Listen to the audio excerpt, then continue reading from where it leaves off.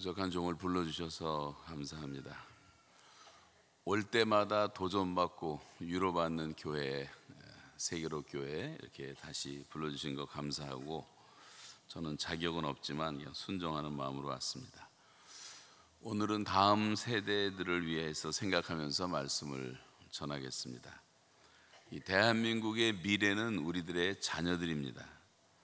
우리의 젊은이들은 우리 민족의 소망입니다. 우리 청소년들은 우리 민족의 꿈입니다. 우리 어린아이들, 청년들, 청소년들, 대학생들은 우리 민족의 심장과 같은 존재들입니다.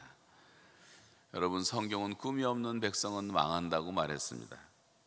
우리가 자녀들에 대한, 다음 세대에 대한 꿈이 없으면 교회는 불 보듯이 뻔한 미래를 우리가 기다릴 수밖에 없는 이런 상황 속에서 지금 대한민국 교회의 위기는 어린아이들과 청년들과 청소년들이 사라지고 있다는 사실이고, 대한민국 교회의 거의 70%가 아예 주일학교가 없습니다.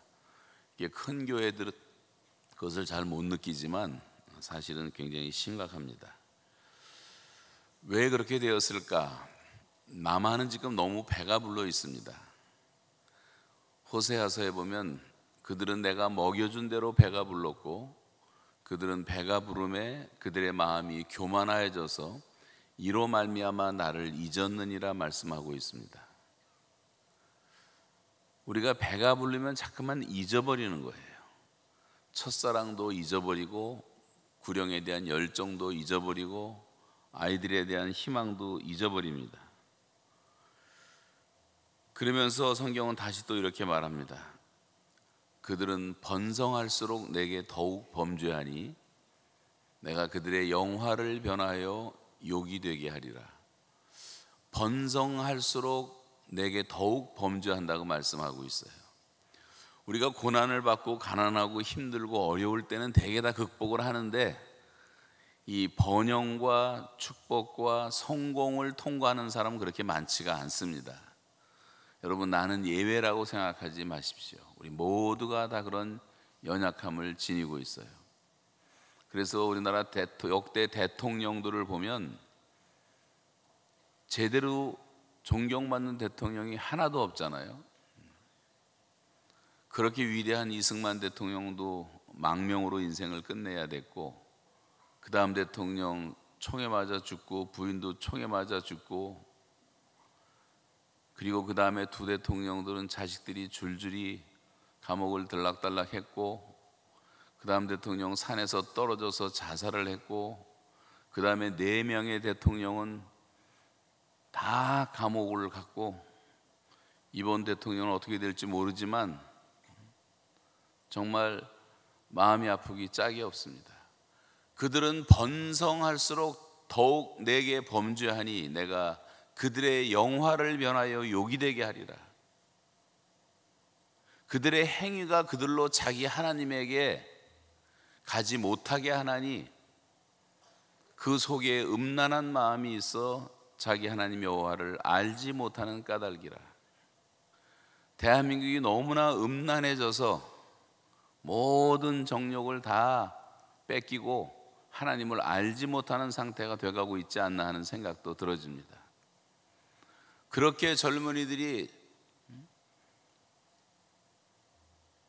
아이돌 시대가 돼가지고 연예인들을 그렇게 좋아하는데, 요 최근 몇 년 사이에 자살한 1등 연예인들만 36명이 자살을 했더라고요. 그렇게 돈들을 벌기를 좋아하고 부자가 되면 행복한 줄 아는데,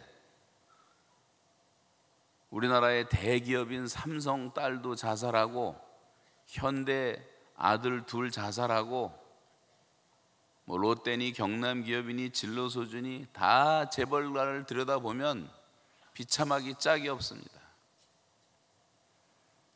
다 행복한 줄 알았는데 그것이 다 신글이었고, 행복의 파랑새를 잡는다고 했는데 잡힌 것은 아무것도 없었어요.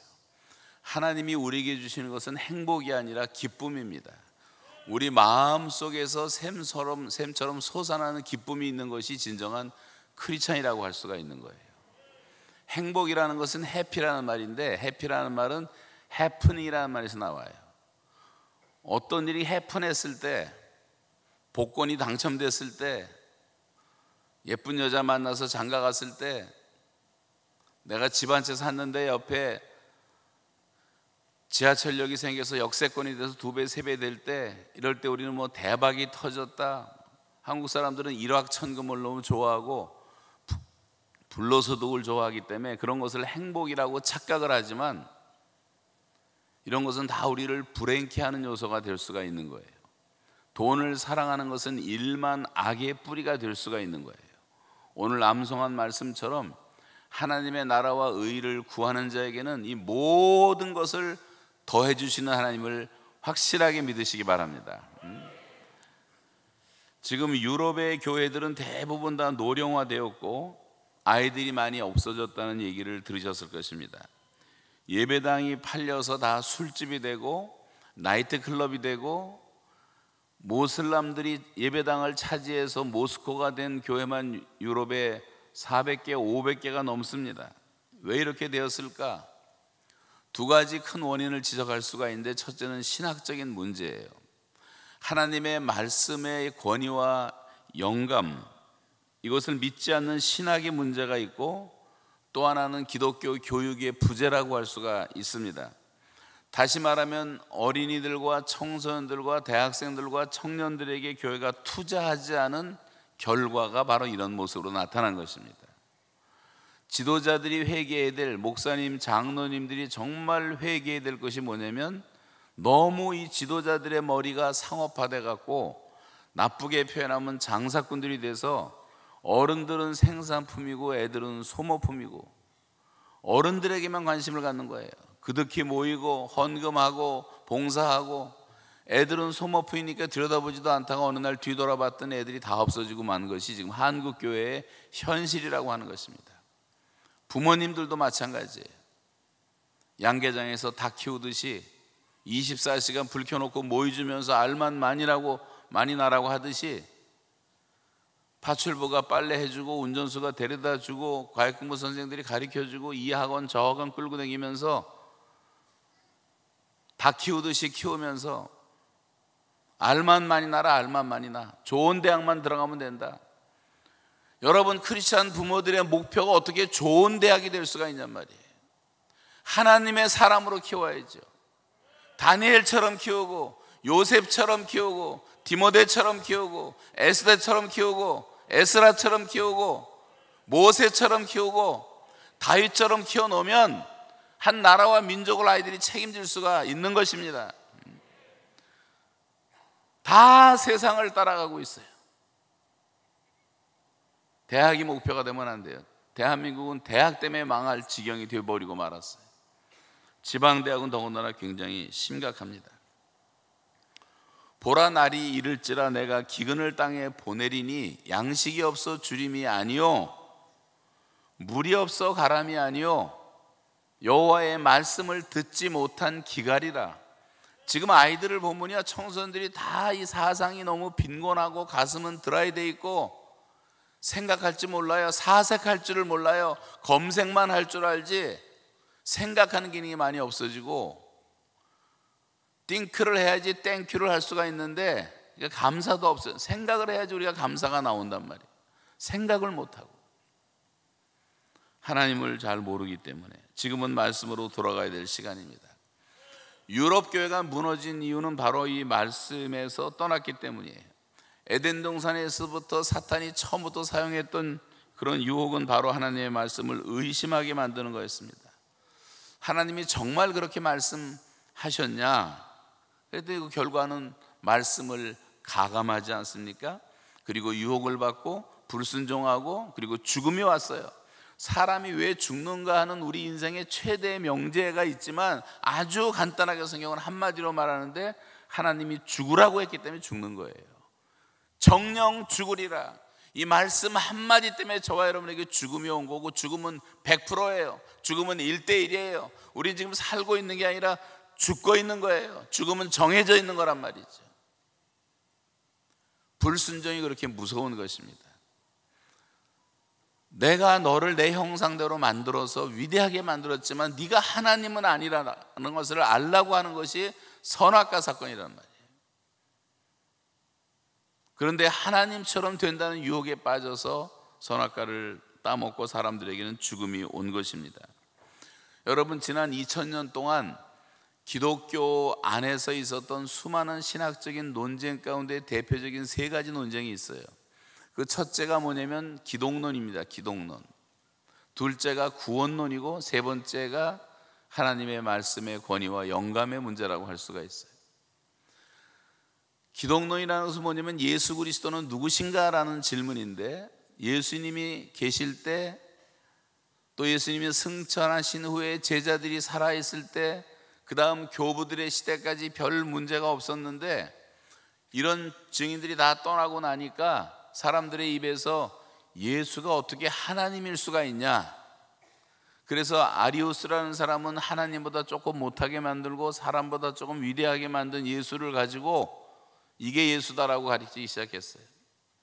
그러나 아다나시우스라는 사람은 성경을 믿어야 되지 않냐, 성경에 보면 대낮에 떠있는 태양처럼 분명한 사실이 예수가 하나님이라는 사실인데, 예수님이 하나님이라는 것을 부인한다는 것은 대낮에 태양이 어디 있냐고 말하는 사람과 똑같지 않느냐. 그래서 니케아 회의에서 300대 20으로 터툴리안의 삼위일체 교리가 통과가 되고 기독론이 정립이 되고, 아리우스는 이단으로 주출을 당하고 그러면서 위기를 넘기는 것이 초대교회 역사였다면, 중세기의 유혹은, 두 번째 유혹은 구원론이었어요. 교회가 부흥하고 엄청나게 사람들이 많아지면서 천주교가 타락을 한 거예요. 엄청 타락을 하게 됐어요. 그 타락상은 다 말할 필요도 없습니다.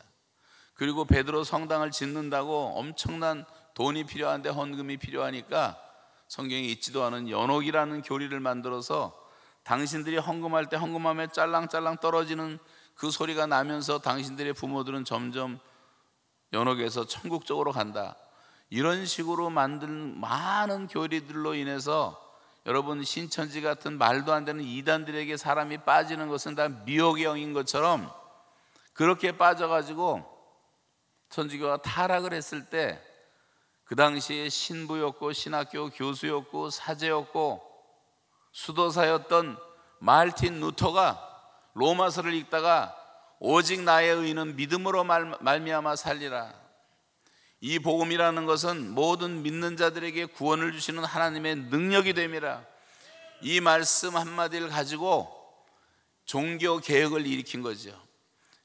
캐톨릭은 믿음만이 아니라 행위도 있어야 된다. 그 행위는 주로 헌금을 말하는 것이었는데, 마르틴 루터가 종교 개혁을 한 이후에 이런 모든 잘못된 것들이 다 사라지기 시작했고, 개신교가 탄생을 하고 지금 다시 전 세계를 복음하는 대선교 세기가 열리게 된 것입니다. 근데 지금 우리가 사는 이 마지막 시대에 지금 가장 큰 시험과 유혹은 뭐냐 하면, 하나님의 말씀의 권위와 영감의 문제를 가지고 다시 사람들은 토의하기 시작합니다. 초대교회부터 기독교는 전통적으로 하나님의 말씀은 우리 모든 사람들의 행위와 신앙의 유일한 표준이고, 그리고 신학적 주장의 원천으로 그 권위가 흔들림 없이 인정되어 왔는데, 계몽주의라든가 낭만주의라든가 이런 영향하에서 출현한 자유주의 신학이 기독교를 현대식으로 재해석하는 과정에서 이 전통적인 성경의 권위와 영감의 문제를 인정하지 않고 기독교의 본질적인 진리들을 부정하게 되었어요. 소위 요즘 많이 듣는 포스트 모더니즘이라고 하는, 이 포스트 모더니즘이라는 것은 철저하게 인본주의인데, 이 포스트 모더니즘의 특징은 해체시켜버리는 거예요. 파괴시켜버리는 거예요. 그동안 사람들이 갖고 있던 가치관을 다 파괴시키고 해체시키고 모든 것을 다 상대화시켜서 사람이 주인이다, 사람이 우선이다. 지금 우리나라도 보세요. 이 정권 잡은 사람들이 사람이 우선이다. 무슨 사람이 우선이다. 그것도 말도 안 되는 얘기를 하면서도 그렇게 몰아가고, 모든 것이 인본주의고, 앞으로 마지막 시대에 일어날 최대의 종교는 다 사람을 숭상하는 종교가 되는 거예요. 휴머니즘이 되는 거예요. 이것을 똑바로 알아야 돼. 이것이 공산당이고 이것이 주체사상이고 이런 것들이 다 판을 치면서 모든 것을 다 상대화시켜 버리는 거예요. 그래서 세계가 지금 상당히 혼란해진 겁니다. 오류가 많다. 성경 읽어보니까 이건 오리투성이다. 창세기 설하다. 욥기 설하다. 찢어버려라. 성경의 권위가 다 무너져가기 시작한 거예요. 여러분, 성경의 권위가 무너지면 기독교의 모든 권위는 다 무너지는 거예요. 캐톨릭은 참 잘못된 것이 뭐냐면 교회가 위고 성경이 밑이에요. 개신교는 성경이 위고 교회가 아래란 말이에요. 이 교회가 교황이 모든 걸 다 주장하는, 성경 해석까지 다. 그게 아니에요. 개신교는 성경의 권위에 따르는 거예요. 하나님의 말씀의 권위가, 객관적 권위가 무너지면 우리가 믿을 게 뭐가 있어요? 여러분, 다 집에서 기도하다 다 계시받았다, 뭐 하나님 이런 말씀했다 그러면 얼마나 교회가 혼란해지겠냔 말이에요. 기록된 말씀 밖으로 넘어가지 말아야 되고 하나님의 말씀 안에서만 충분한 진리가 계시되어 있기 때문에 우리가 혼란할 것이 하나도 없단 말이에요. 사탄이 말하기를 그거 먹으면 정말 그렇게 되느냐 그랬더니 죽을까 하노라. 먹지도 말고 만지지도 말라. 말씀을 가감했단 말이죠. 한국 교회가 하나님께 너무 감사드려야 될 것은 우리나라는 처음부터 사경회를 했어요. 사경회. 이 말씀을 가지고 부흥된 교회가 대한민국 교회인 줄로 믿으시기 바랍니다. 그래서 우리의 자녀들에게 우리가 해야 될 것은 성경을 가르쳐야 돼요. 언더우드라는 선교사가 130여 년 전에 우리나라에 와가지고 1890년부터 사경회라는 것을 시작을 했어요. 자기 집에서 시작을 했습니다.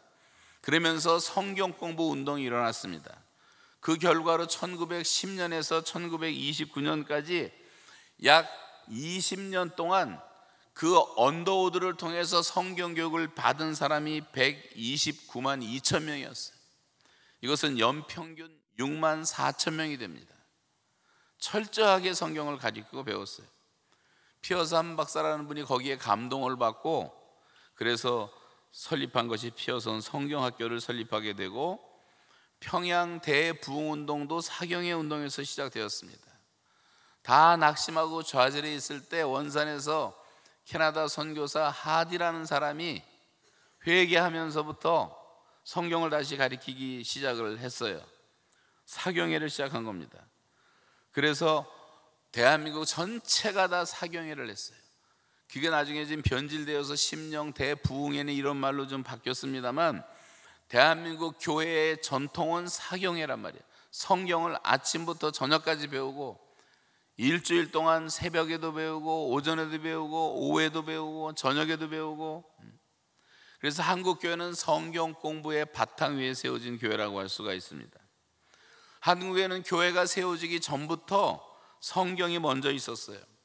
중국 땅에서 일본 땅에서 성경을 번역한 분들이 있었습니다. 1882년 만주에서 스코틀랜드 출신 존 로스라는 선교사가 누가복음을 번역을 했고 1885년 일본에서는 이수정이라는 사람이 마가복음을 번역해서 출판했어요.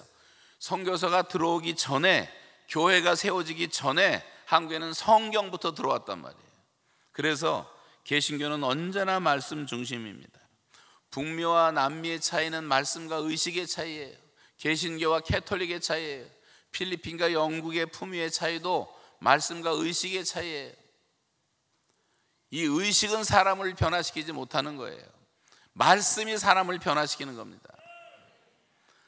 제가 2년 7개월 9일 동안 북한에 붙잡혀 있는 동안 저를 조사했던 수많은 관리들과 간수들과 사람들이 변한 이유가 뭐냐면 저를 조사하기 위해서 그 북한이 길러놓은 해커들을 통해서 저에 대한 정보를 다 수집을 했는데 저에 대한 정보는 설교하는 것밖에 없으니까 그 비디오, 설교하는 비디오를 하루 종일 틀어놓고 듣는 거예요.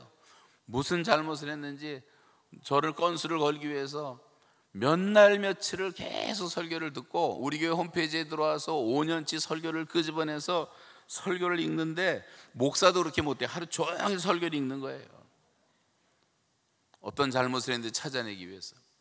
그러다가 이 사람들이 다 변했단 말이에요. 하나님의 말씀은 살았고 운동력이 있는 거예요. 그 변한 얘기 하려면 제가 이따 오후 시간에 좀 시간 되면 북한 얘기를 좀 하려고 하는데 그때 하도록 하겠고, 저는 중요한 것은 이 말씀은 살아서 역사한다. 그래서 저는 북한에 대한 확실한 비전을 받게 된 것이, 에스겔 골짜기에 바짝 마른 해골떼들이 있었는데 하나님의 말씀이 대언되고 성령의 바람이 불기 시작하니까 뼈들이 모이고 사람 형체를 갖고 여호와의 신이 들어갔더니 여호와의 군대가 되었더라. 북한이라는 나라는 지금 바싹 마른 에스겔의 해골떼처럼 절망스러운 상황이지만 하나님의 말씀이 선포되고 성령의 바람이 불기 시작하면 얼마 지나지 않아 북한은 여호와의 군대로 변할 줄로 믿습니다. 제가 요즘 탈북 신학생들 한 100여 명 되는데 전국에 그 친구들에게 제가 가장 많은 시간을 내서 같이 교제하고 말씀 가르치고 하고 있는데, 참 도전되고 놀라운 것은요, 한국에 온 지 몇 년 되지도 않는데 성경을 다 100독 이상을 했어요. 300독을 한 사람도 있어요. 여러분 가운데 성경 300번 읽은 사람 손 들어보라 질문을 못해요. 그리고 3000구절을 외워요. 저녁에는 3시간 기도회를 해요. 1년 2년 무릎을 꿇고 성경을 읽어요. 대한민국은 그게 할 수가 없어. 너무 배가 불러져 갖고 목사님들도 그렇게 못해요. 그러니까 하나님이 복음 통일을 위한 특공대로 얘네들을 세웠다는 생각이 들어서 저는 거기 이제 전념을 하고 있는 것인데, 그렇게 목사가 되고 전도사가 되고 신학생이 된 탈북자들만 300명 정도가 있습니다. 이 사람들은 기도원의 300처럼 쓰임을 받게 될 거예요. 여러분, 말씀으로 무장하시기 바랍니다. 주야로 말씀을 묵상하시기 바랍니다. 그러면 여러분의 모든 삶은 다 형통하게 될 거예요. 막히는 것이 없어요. 하나님이 장애물이 없는 큰 평안도 주실 줄로 믿습니다. 그래서 한국교회는 옛날에 성경 퀴즈대회가 늘 열렸고 성경 암송대회가 열리고 어린이부터 노인까지 전 교인이 참여하고 성경 통독반이 생기고, 요즘에는 또 성경을 기록하는 성경 필사 운동도 유행처럼 번지고 있습니다만, 그러니까 이제 정말 하나님을 잘 믿는 분들을 보면 이 말씀을 묵상하는 큐티가 생활화되어 있는 것을 볼 수가 있어요. 목회자들은 강해 설교를 통해서 설교하는 풍토가 생겨나는 것이 정말 바람직한 일입니다. 강해 설교를 비판하는 분도 가끔 봤지만 그건 몰라서 그러는 거예요. 전국 방방곡곡에 기독교 서적이 생겨나면서 성경 공부 교재가 보급되고 기독교 서적들이 출판되면서 문서 선교도 본격화되고, 이런 성경 공부 모임을 위해서 순모임이 생기고 다락방 모임이 생기고 가정교회가 생기고 각종 소그룹이 생기고 G12가 생기고 제자훈련이 생기고, 여러분, 그래서 우리 교회 안에도 평신도 신학원도 생겼어요. 한마디로 말씀 부흥이 일어난 것입니다. 여호와를 경외하는 것이 지혜의 근본이고 여호와를 경외함이 보배라고 하셨고, 여호와를 경외하는 것은 생명의 샘이라고, 그래서 사망의 그물에서 벗어나게 한다고 말씀하고 있습니다. 여러분, 유럽 역사에서 주목할 나라 하나가 있는데 덴마크라는 나라예요. 패전 덴마크, 수백만 명이 죽었고 굶어서 죽었고 전쟁으로 죽었고 농사도 못 짓고 비참했던 나라. 그런데 구룬드비라는 목사님이 전국에 학교를 세우기 시작해갖고 국민 기숙학교라는 걸 세웠는데 전국에 다 세웠어요. 그리고 교회가 그 운동을 하는 역할을 하기 시작해가지고 커리큘럼의 80%를 성경을 가르쳤습니다. 그 결론은 선진국 중에 선진국인 1등 국가를 만들었고, 온 국민이 가장 행복한 행복 순위 1위 국가를 만들었고, 히틀러가 사람들을 수없이 죽일 때 마지막까지 유대인들을 품어줬던, 히틀러에게 넘기지 않았던 유럽의 유일한 나라가 덴마크가 된 것은 기독교 정신 때문이에요. 지금 대한민국 교회의 60-70% 이상이 지금 주일학교가 없어졌다는 것은 심각한 일이고, 이대로 나가면 정확히 10년 후에는 대한민국 교회는 10분의 1로 줄어들어요. 여러분, 이건 지금 위기 상황입니다. 그리고 지금 한국과 교회 자체가 다 초고령화 사회로 가고 있어요. 65세 넘은 분들이 국민의 16%를 넘었어요. 거의 1,000만 명이 다 노인들입니다.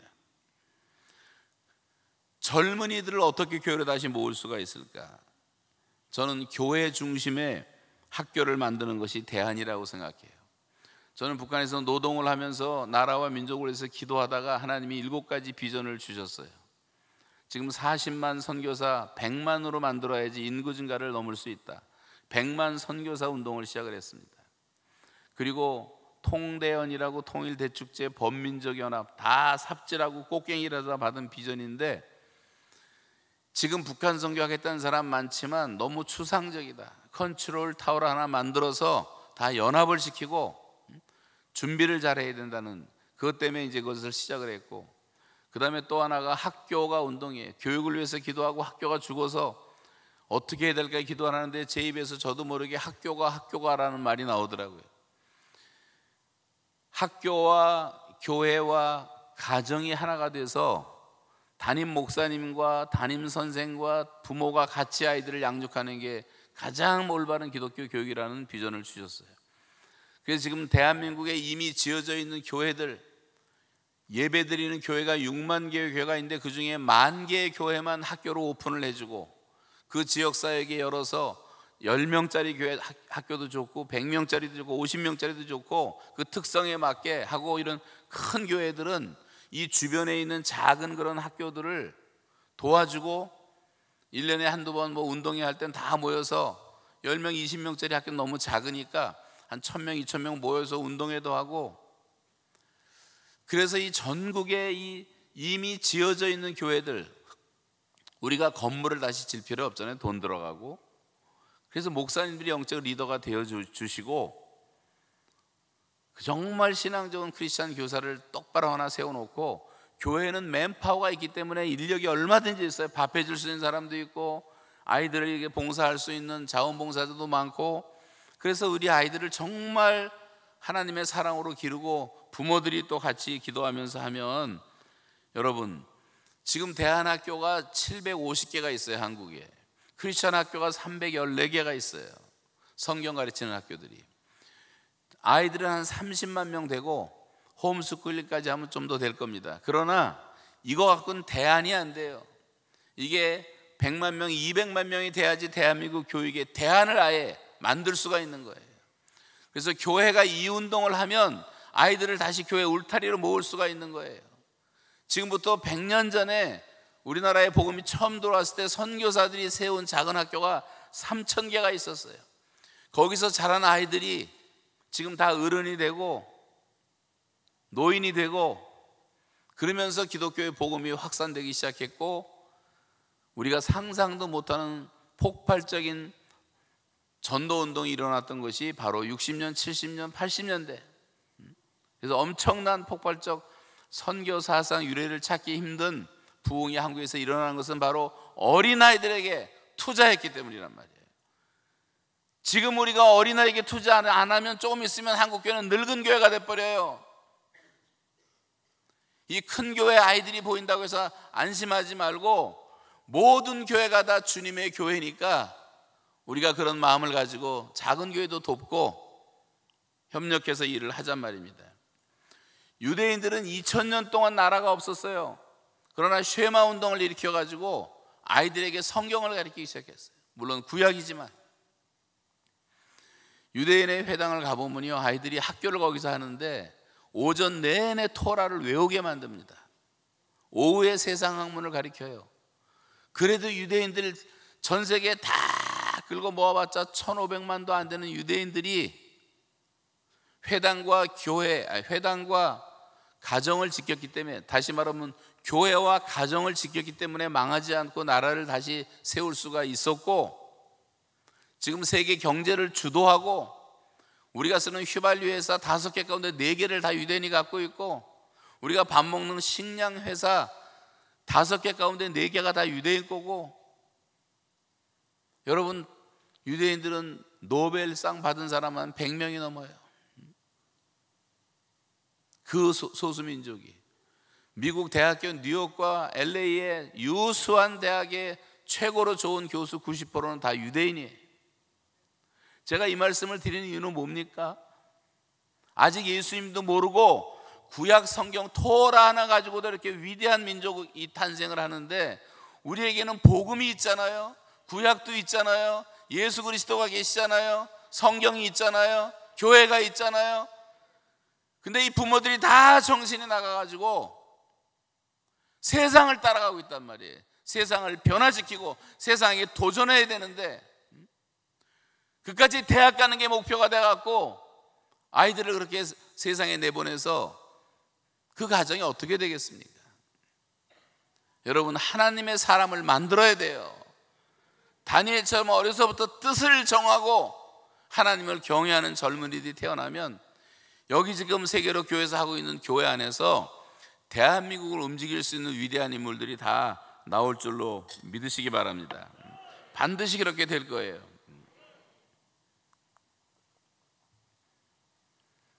여러분, 링컨은요 통나무집에 살았잖아요. 학교도 못 다녔잖아요. 촌놈 중에 촌놈이었잖아요. 근데 지금 역사의 가장 위대한 대통령으로 전 세계 존경을 받고 있지 않습니까? 딱 한 가지 이유예요. 어머니가 성경을 가르쳤기 때문에. 그 어머니가 돌아가신 다음에 새엄마도 와서 성경을 가르쳐줬어요. 링컨은 성경 한 권 가지고 통치를 했다 그랬어요. 그런 위대한 인물들은 얼마든지 배출할 수가 있어요. 칼빈이나 루터나 웨슬레나 이런 사람들에 의해서 성경 공부가 시작되면서 스위스가 탄생을 하고, 게르만족이 독일 민족이라는 위대한 민족이 되고, 해적질을 하던 영국 사람들이 그 해적들이 변해서 영국이라는 신사의 나라를 만들고 미국이라는 나라를 만들고, 다 성경에 기초한 거예요. 마땅히 행할 길을 아이에게 가르치라 그러면 늙어도 그것을 떠나지 않는다고 말씀하고 있어요. 신명기 6장 보시면 이스라엘아 들으라 쉐마, 이게 뭐예요?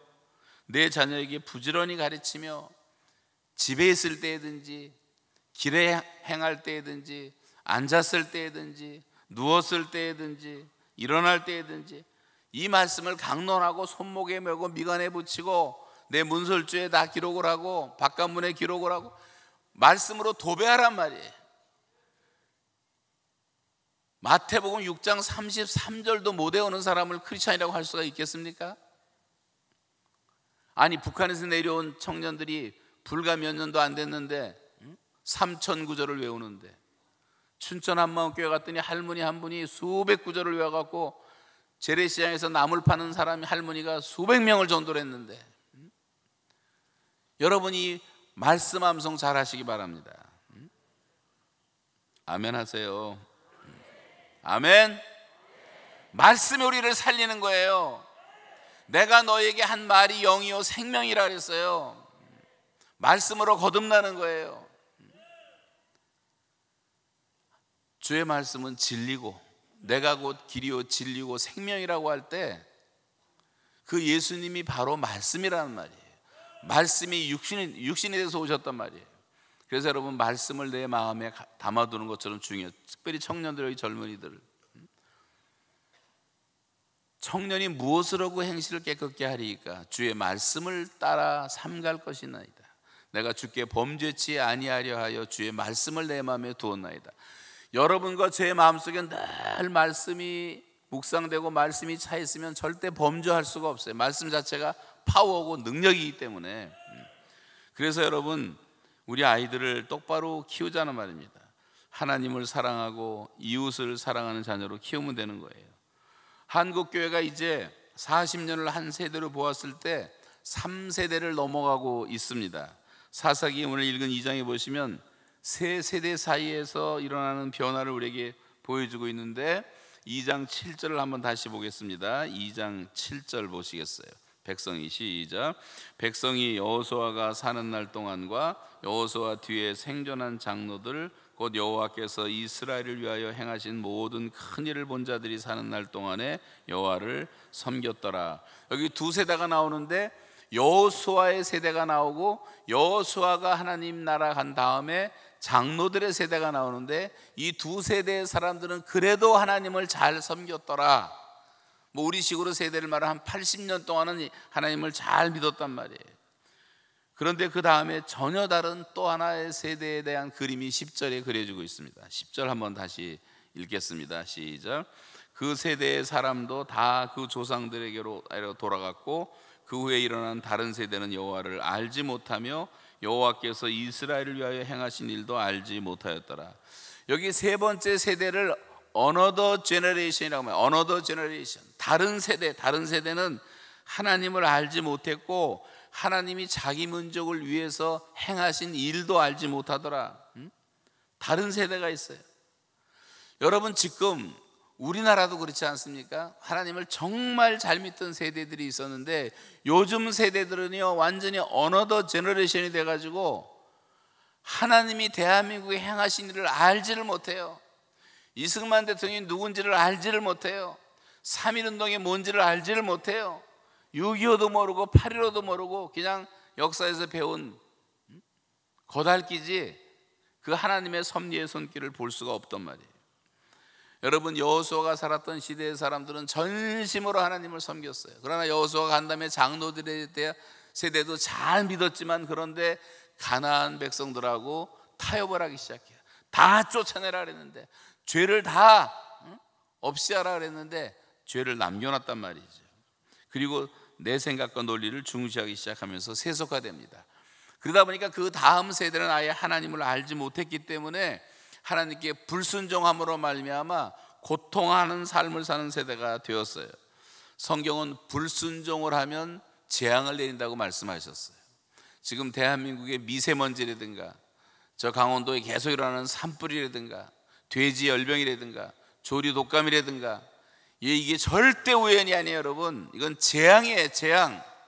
하나님이 왜 이 땅에 재앙을 내리시는 줄을 알아야지 회개를 하는데 지금 젊은 세대들은 그걸 알지를 못한단 말이에요. 자, 사사기 2장 14절 15절 한번 같이 읽겠습니다. 여호와께서 시작. 여호와께서 이스라엘에게 진노하사 노력하는 자의 손에 붙여 그들로 노력을 당케 하시며 또 사방 모든 대적의 손에 파심해 그들이 다시는 대적을 당치 못하였으며 그들이 어디를 가든지 여호와의 손이 그들에게 재앙을 내리심에 곧 여호와께서 말씀하신 것과 같고 여호와께서 그들에게 맹세하신 것과 같아서 그들의 괴로움이 심하였더라. 여러분, 지금 우리가 제3세대를 넘어가고 있는 시점인데 이때 만약에 한국교회가 각성하지 못하면 이런 비극이 우리에게 다시 찾아오지 않을까 하는 그런 정말 큰 걱정이 있습니다. 우리 다음 세대에 일어나는 그 세대가 하나님을 알지 못하고 하나님께서 행하신 그 일도 알지 못한 채 그냥 어둠으로 가라앉지 않을까 하는 그런 안타까운 현실이 우리 앞에 기다리고 있는 것은 아닐까 하는 마음의 무거움을 부인할 수가 없어요. 요즘 젊은이들의 자살 행렬을 보면서 하루에 평균 47명이 자살해요. 오늘도 47명 평균 자살합니다. 젊은 아이들이 아마 50명도 넘을 거예요. 코로나 시대에는 발표도 못하고 있어요. 이 코로나는 전혀 문제가 아니에요. 오히려 50명씩 사람은 한 달이면 1,500명, 1년이면 18,000명. 1년, 2년 사이에 한 개 군이 사라지는 게 군이 사라져요. 여자들이 매일 낙태하는 게 하루에 3,000명 낙태를 해요. 한국 사람들이. 이건 무시무시한 범죄를 저지르고 있는 거예요.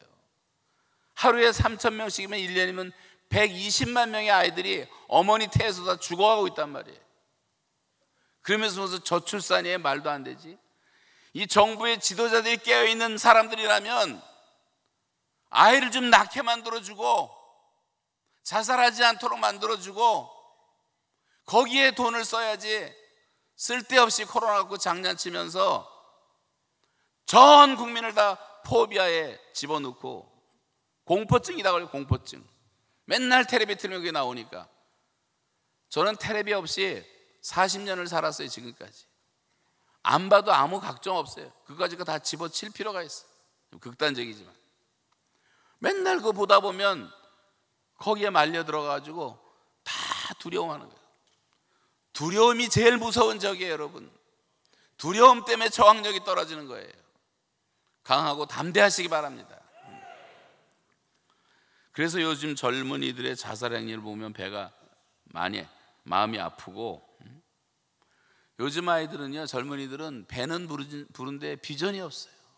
우리 다 고생하고 어렸을 때 참 힘들게 살았어도 꿈이 있었고 사랑이 있었고 비전이 있었고 소망이 있었고, 근데 요즘 아이들은 배는 부른데 소망이 없고 비전이 없으니까 다 자살로 끝내는 거예요.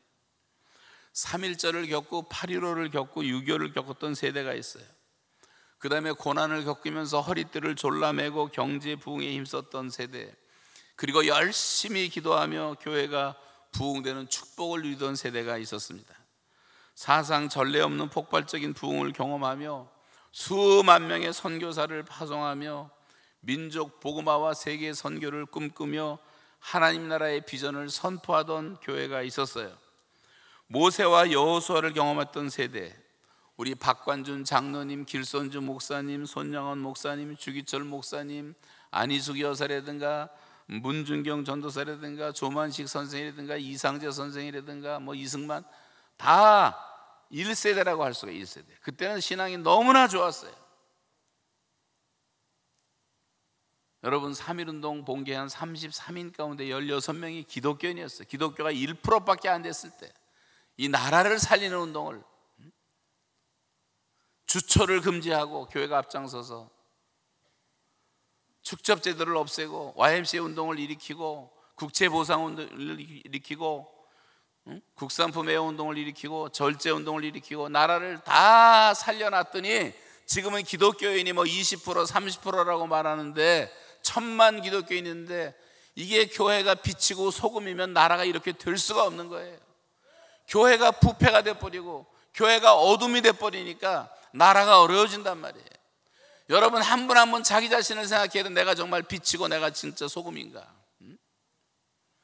교회만 살아나면 대한민국은 살아나는 거예요. 이번에 그래도 교회들이 나름대로 열심히 기도하고 회개하고 하나님께 부르짖었기 때문에 그나마 긍휼을 베풀어 주신 거예요. 이대로 잘못됐으면 나라가 어떻게 될 뻔했습니까?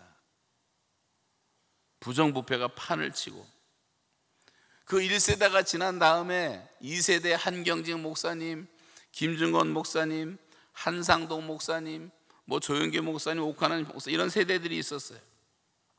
그분들의 세대만 해도 사람들이 하나님을 잘 믿었고 하나님을 알아가는 세대였는데, 그때는요, 교회마다 주일학교 아이들이 넘치고 전국의 모든 교회 학교마다 여름 성경학교가 넘쳐났고 얼마나 동네 아이들까지 다 몰렸는지 몰라요. 그런데 언제부턴가 이 목회자들이 잘못되면서부터 교회 학교가 줄어들기 시작한 것입니다. 여러분, 예수님 뭐라 그러셨습니까? 너희가 돌이켜 어린아이와 같이 되지 아니하면 천국에 갈 수 없다 그랬고, 어린아이 하나를 실족해 하면 차라리 연자맷돌을 목에 메고 바다에 빠져 죽는 게 낫다고 주님 말씀하시잖아요. 우리가 그런 예수님의 마음으로 청소년들을, 젊은이들을, 어린아이들을, 이 교회 애들이 하나 들어올 때 사회 저명인사, 부산시장이 오는 것보다 더 위대한 사람으로 바라보고 여러분 아이들을 영접하십니까? 어린아이 하나에게 한 것이 내게 한 것이다. 정말 어린아이들을 우리가 소중하게 생각하는, 그래서 초대 선교사들처럼 다시 한번 이런 운동이 일어나, 여러분, 주일학교 부흥이 문제가 아니고 주일날 와서 30분 듣고 가서 아이들이 변하겠어요. 교회가 학교를 세워가지고 목사님과 담임선생님과 부모들이 같이 열심히 노력해서 아이들을 바르게 키워놓으면 대한민국의 미래는 밝고, 이제부터라도 그런 운동을 해서 10,000개의 교회에 이런 학교가, 작은 학교들이 세워진다면 앞으로 10년 후면은 교회는 몇 배로 더 부흥될 줄로 믿습니다. 이 아이들에게 투자를 해야 되는 거예요. 제가 주일학교 선생할 때만 해도 수없이 많은 아이들이 교회로 몰려왔어요. 놀이터에서 노는 아이들 데리고 오면 4명 5명 따라오기도 시작했어요. 그때 우리가 흰구름 뭉게뭉게 부르면서 찬양을 하고, 나느냐 친구 되신 하나님과 푸른 초장 한없이 거니네, 손을 잡고 기쁨을 나누면서 푸른 초장 한없이 거니네, 지나간 날들 내게 말씀하며 앞날에 될 일 내가 들을 때 믿을 수 없는 꿈만 같은 사실 믿으니 이 세상 천국 같아. 나는야 친구 되신 하나님과 영원히 다정하게 지내리.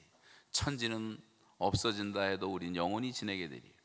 제가 그 아이들에게 가르쳤던 그 찬송이 생각나면서 감옥에서 제가 노동을 하면서 매일같이 불렀던 찬송이 돼버리고 말았어요. 정말 하나님과 동행하니까 그렇게 좋더라고요. 감옥도 천국이 되고.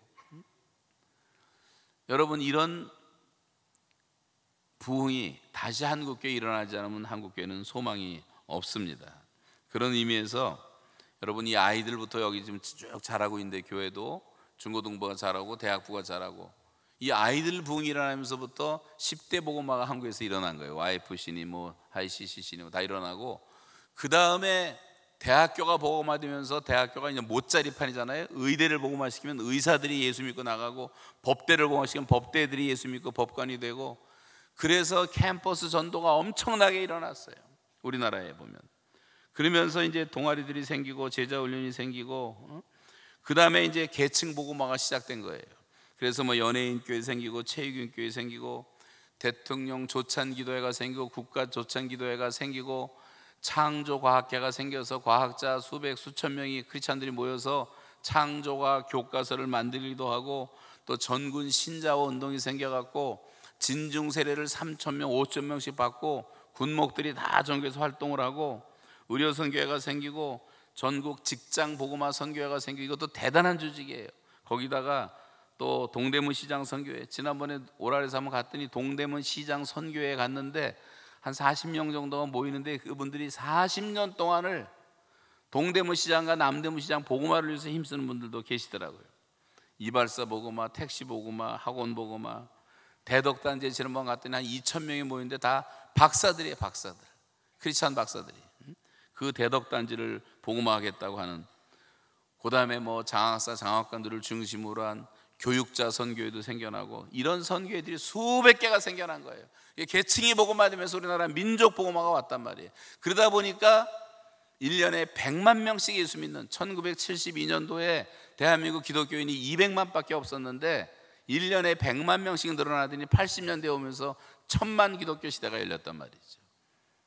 아이들을 길러놨기 때문에 이런 일이 생겨난 것입니다. 지금에 비하면 그 당시에는 한국교회는 엄청난 힘이 있었어요.